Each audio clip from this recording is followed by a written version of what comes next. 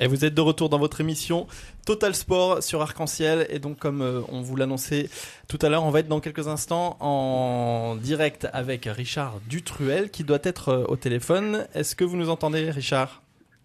Oui, très bien, bonjour. Bonjour, merci beaucoup d'être avec nous dans cette émission Total Sport sur Arc-en-Ciel. Alors j'ai une première petite question à vous poser comme ça. Quel est le regard que vous posez, vous, sur cette saison du Racing en tant qu'ancien gardien de cette grande équipe ? Je crois qu'avant tout, c'est une grande réussite sportive dans un contexte qui n'a pas toujours été simple. Mais je crois qu'il faut rendre à César ce qui lui appartient. C'est vraiment le bon travail qui a été réalisé par François Keller et son staff, et surtout l'adhésion du groupe derrière son discours, quoi. Donc avant tout, je crois qu'il faut retenir le beau parcours sportif de l'équipe. Oui, bonjour Richard, c'est Jonathan. On avait déjà échangé lors d'un RC Story il n'y a pas très très longtemps de ça. On parlait justement de ce côté assez sympa du Racing Club de Strasbourg, cette saison, la proximité et tout ça. Aujourd'hui, on parlait de ce regard. Le public strasbourgeois aujourd'hui a été élu 33e affluent, enfin a été en termes de chiffres 33e affluence de ce championnat de France. Est-ce que ça vous étonne ? Non, pas du tout. On sait l'engouement qu'il y a autour du football en Alsace et à Strasbourg en particulier. Et notamment autour du Racing. Alors c'est vrai que même si le club a connu quelques déboires ces dernières années, le public a quand même toujours suivi de l'ensemble en masse. Et je crois qu'il l'a encore prouvé cette année. Et je pense qu'il fait partie intégrante de la réussite de l'équipe durant cette saison.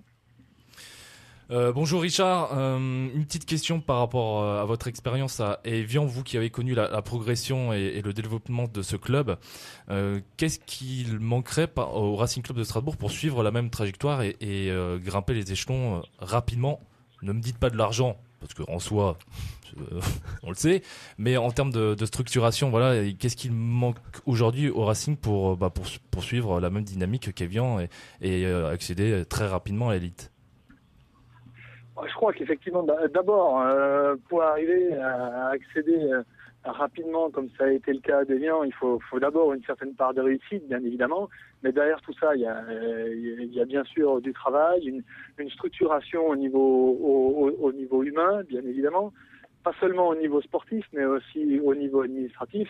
Et pour ce faire, je pense que dans un premier temps, il faudrait qu'il y ait une certaine stabilité au niveau administratif pour que derrière puisse s'enclencher une structuration et une progression, je dirais, qui pourrait être assez régulière et assez rapide dans les années qui viennent. La saison prochaine, le Racing Club de Strasbourg évoluera donc en CFA, ça c'est en soi une bonne nouvelle. Comment est-ce que vous voyez cette saison ? Est-ce qu'elle sera vraiment beaucoup plus difficile d'après vous ou alors ça sera il suffit de renforcer un petit peu l'équipe pour s'en sortir ? Moi je pense que le groupe aujourd'hui était déjà taillé pour la CFA. Je pense qu'il sera important d'amener quelques nouvelles touches dans le groupe qui existe déjà, mais il faut pour arriver à réussir et de façon linéaire, je pense qu'il faut aussi surfer un petit peu sur la dynamique qu'il peut y avoir, et pour ce faire, il faut je pense s'appuyer sur l'ossature du groupe qui existe déjà et qui a connu la réussite. Bien évidemment, à chaque échelon passé, il faut régénérer un peu ce groupe et amener quelques nouveaux éléments de qualité qui soient susceptibles d'amener une plus-value. Est-ce que vous revoir dans les prochaines semaines, les prochains mois, du côté du stade de la Méno, pas en tant que simple spectateur, pourrait éventuellement vous intéresser ? Écoutez, moi j'ai toujours dit que j'avais gardé une certaine tendresse pour ce club, pour cette région, puisque j'ai été bien accueilli et j'y ai passé en famille de belles années. J'ai toujours dit aussi que j'étais intéressé par par le fait de participer à la reconstruction de ce club. Donc si l'occasion venait à se présenter, je serais évidemment tout à fait ouvert à cette perspective. On a également avec nous aujourd'hui un Jean-Luc Filzer, speaker du stade de la Méno depuis 97. Jean-Luc, quand on parle de Richard Ditruel, ça te représente quoi comme souvenir ? Bonjour Richard, moi je me rappelle que c'était un garçon très calme, là aussi, en l'écoutant, là on le sent, c'était quelqu'un qui était calme, c'était quelqu'un qui rassurait, et Richard était quelqu'un qui, enfin je pense qu'il est toujours, du moins j'espère, très ouvert et qu'on n'avait aucune difficulté à approcher et à échanger.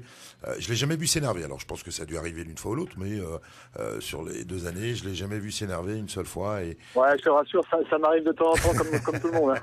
Ouais, mais en tant que joueur, jamais un mot plus haut que l'autre. Et puis c'était quand même un bon gardien, je crois qu'il faut le dire. C'était pas une quiche comme on dit. Hein. Il a joué à Barcelone quand même. Voilà, c'était quand même pas. Voilà. Il avait un beau CV quand il était arrivé. Voilà, quand il est arrivé, c'était pas un débutant. Il était tout jeune encore. C'était pas le gardien trouvé. Voilà. Mais il rassurait forcément. Non, dis pas trop, j'ai les chevilles qui vont enfler quand même. Non, mais c'est la journée où on est sympa avec tout le monde, mais parce qu'ils invitent que des gens sympas au téléphone. Je vais leur donner le nom de 2-3 mecs qu'on n'a pas aimé et on va les appeler, mais franchement, c'était pas trop on est preneurs. D'ailleurs, on a un certain monsieur JH juste après. Ah ouais, mais je suis déjà là, hein, t'embête pas, je suis déjà là. Non, mais d'ailleurs, on recrute dans mon village, si tu veux, un gardien. Hein, le poste est disponible, à durée indéterminée. Ouais, mais ça pour moi, malheureusement, c'est terminé. À chaque époque de la vie, c'est possibilités physiques et celles-ci, pour moi, elles sont derrière. Juste une petite question encore, Richard. Est-ce que l'année dernière, hein, cette saison, tu avais passé un diplôme, il me semble? Ou c'était... Oui, moi j'ai passé le diplôme de manager général au Centre de droit et d'économie de Limoges, donc entre 2009 et 2011. Et puis cette année, j'ai passé quelques diplômes d'entraîneur. Pas dans l'idée d'entraîner, puisque c'est pas forcément mon objectif.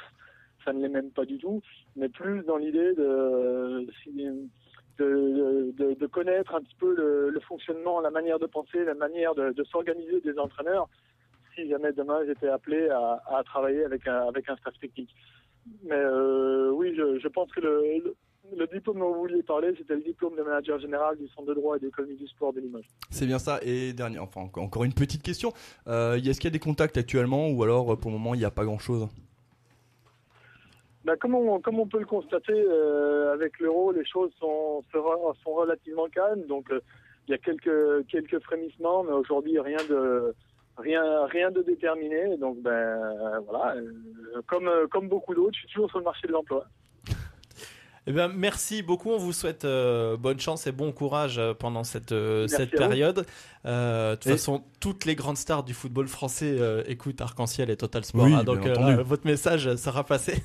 Non, mais très sérieusement, on vous souhaite bon courage. Merci beaucoup de nous avoir fait la gentillesse d'avoir été avec nous. Je crois que Jonathan a une dernière question.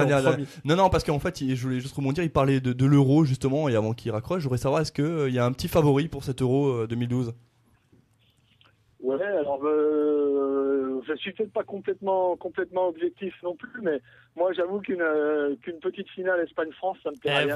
Et voilà. Et qu'est-ce que j'avais dit la semaine dernière? Bon, merci beaucoup. Au revoir Richard. Au revoir. Ça va couper là. On n'entend plus rien.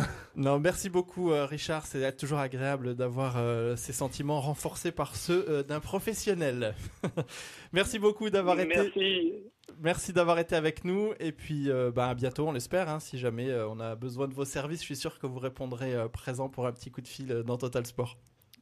Ce sera avec plaisir. Merci très beaucoup. Bonnes vacances. Merci, très bonnes vacances. Au revoir, merci. À bientôt. Au revoir. Au revoir.